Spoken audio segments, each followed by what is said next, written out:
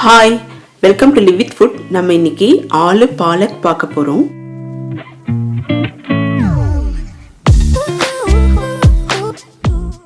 இப்போ நம்ம ஒரு பிளேட்டில் பாலக்கீரை எடுத்து வச்சுருக்கோம். இதில் நிறைய மண் இருக்கும், அதனால் கொஞ்சமாக தண்ணி எடுத்து கொஞ்சம் கொஞ்சமாக கீரையை நல்லா கழுவி எடுத்துக்கலாம். இந்த மாதிரி 3 தடவை கழுவி எடுத்தால் தான் அந்த பாலக்கீரையில் இருக்கிற மண்ணெல்லாம் போகும், நமக்கு கீரையும் நல்லா க்ளீன் ஆகிடும். இதை ஈஸியாக சுத்தப்படுத்திடலாம். இந்த மாதிரி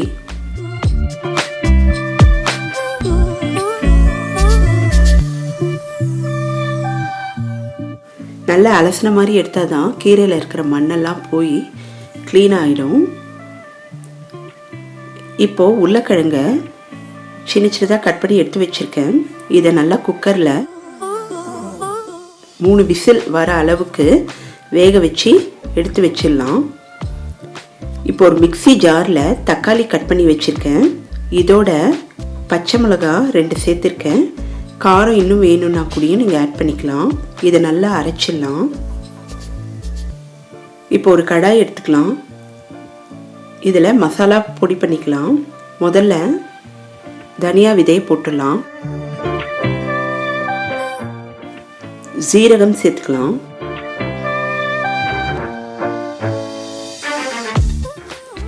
சிவப்பு மிளகாய் சேர்த்துக்கலாம். நல்லா ஃப்ரை பண்ணி மிக்சியில் பொடி பண்ணிடலாம்.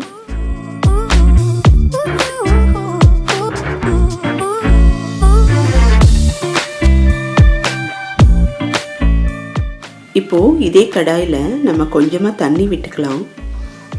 பாலக்கீரையை பிளான்ச் பண்ணணும், அதனால் தண்ணி சுடுற வரைக்கும் மூடி வச்சிடலாம். இப்போ நல்லா தண்ணி சூடாயிடுச்சு. இந்த டைமில் நம்ம பாலக்கீரையை சேர்த்துக்கலாம். இந்த பாலக்கீரை இந்த தண்ணியில் 2லேருந்து 3 நிமிஷம் நல்லா வேகணும்.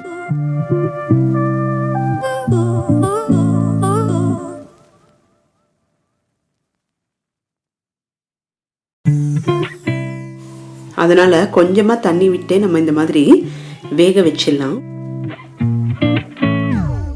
இந்த மாதிரி வெந்த பாலக்கீரையை தண்ணியெல்லாம் இருத்திட்டு தனியாக எடுத்து வச்சுக்கலாம்.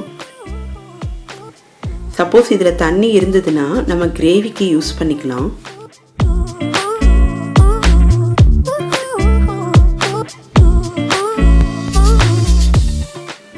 இப்போ இதை ஒரு கப்பில் போட்டுடலாம்.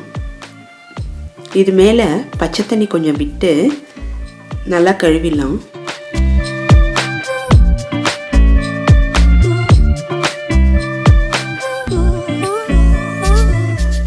இப்போ ஒரு மிக்ஸி ஜாரில் பாலக்கீரையை எடுத்துக்கலாம். இதோட சர்க்கரை சேர்த்துக்கலாம், கலர் மாறாமல் இருக்கும். இதோட இஞ்சி கொஞ்சம் சேர்த்துக்கலாம். இதை நல்லா அரைச்சிடலாம். இப்போ ஒரு கடாயில் கொஞ்சமாக தண்ணி விட்டுக்கலாம்.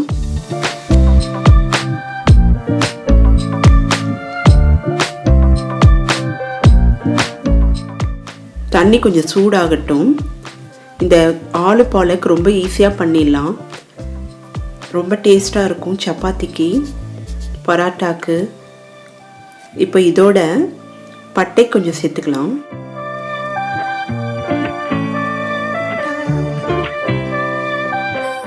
மிளகு சேர்த்துக்கலாம்.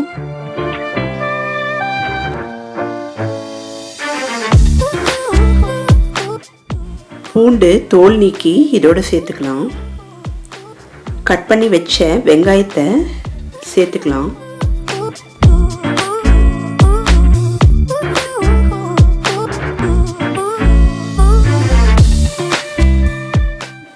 அதை மிக்சியில் அரைச்சிடணும். ஒரு கடாய் எடுத்துக்கலாம். இதில் நான் எண்ணெய் விட்டுருக்கேன். இப்போ கிரேவி பண்ணுறதுக்கு சோம்பு கொஞ்சம் சேர்த்துக்கிறேன். இதில் 3 ஸ்டெப்பு கொஞ்சம் இம்பார்ட்டண்ட்டாக பண்ண வேண்டியிருக்கு. முதல்ல மசாலா சாமான் வறுத்துட்டோம். அடுத்து பாலக்கீரையை க்ளீன் பண்ணி வேக வச்சு எடுத்து வச்சிட்டோம். அடுத்தது வெங்காயத்தை நம்ம வேக வச்சு எடுத்து வச்சுருக்கோம். இப்போது எல்லாத்தையும் ஒன்றா சேர்த்து நம்ம ஆட் பண்ணோன்னா நமக்கு ஆலு பாலக் தயாராகிடும். இப்போ சோம்பு நல்லா பொரிஞ்சிடுச்சு. இந்த டைமில் நம்ம பொடிச்சு வச்சுருந்த பொடியை சேர்த்துக்கலாம். ஒரு 2லேருந்து 3 நிமிஷம் இதை வதக்கிக்கலாம். அடுப்பை சிம்மில் வச்சுக்கலாம். இதோட நம்ம வெங்காய பேஸ்ட்டை சேர்த்துக்கலாம்.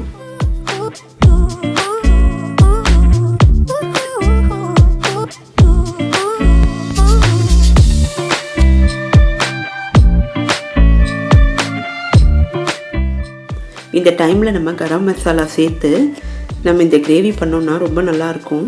அதனால் நான் கரம் மசாலா சேர்த்துக்கிறேன்.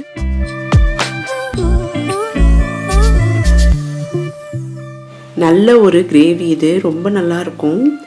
இப்போது கசூரி மேத்தி கொஞ்சம் சேர்த்துக்கிறேன். ஒரு 2லேருந்து 3 நிமிஷம் நல்லா வதக்கிடலாம்.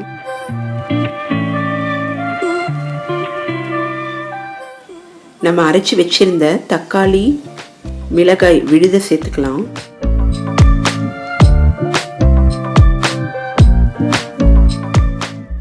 பாலக்கீரையில் நிறைய ஹெல்த் பெனிஃபிட்ஸ் இருக்குது. வாரத்துக்கு ஒரு தடவை இல்லைன்னா 2 தடவை சேர்த்துக்கலாம். அயன் கண்டென்ட் நிறைய இருக்கிறதுனால பாலக்கீரையை நம்ம இந்த மாதிரி ஃபுட்டுலெல்லாம் சேர்த்துக்கலாம். இப்போ நல்லா வதங்கிடுச்சு. இந்த டைமில் நம்ம வேக வச்சுருந்த உருளைக்கிழங்க தோல் நீக்கி இதோட சேர்த்துக்கலாம். இந்த மசாலா பொருளில் இருக்கிற காரம் உப்பு எல்லாம் உருளைக்கிழங்குல சேர்ந்துடும். இப்போ 2லேருந்து 3 நிமிஷம் இதை சிம்மில் வச்சு வதக்கிடலாம். இப்போ தேவையான அளவு உப்பு சேர்த்துக்கலாம்.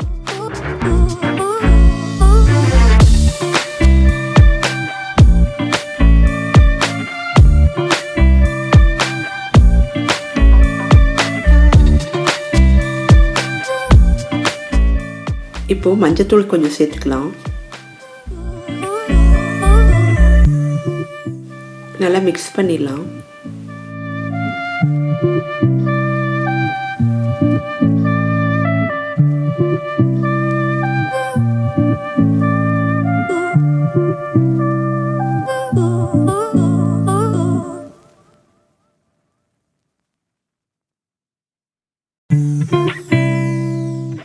இப்போ நம்ம பாலக் பேஸ்ட்டை சேர்த்துடலாம்.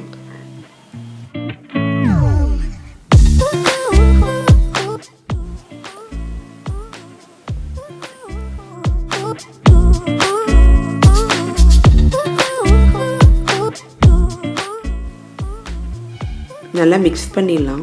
கலர் வந்து நல்ல கலர் கிடைக்குது நமக்கு சர்க்கரை சேர்த்ததுனால.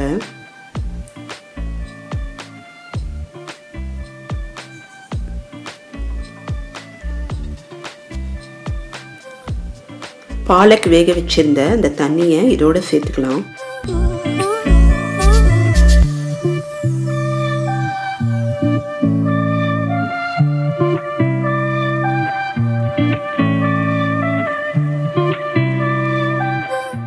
தொட்டு சாப்பிட்ற பக்குவத்தில் இருக்கணும், அதனால் தண்ணி சேர்த்துக்கலாம். இப்போது 2லேருந்து 3 நிமிஷம் நல்லா வெந்துடுச்சு.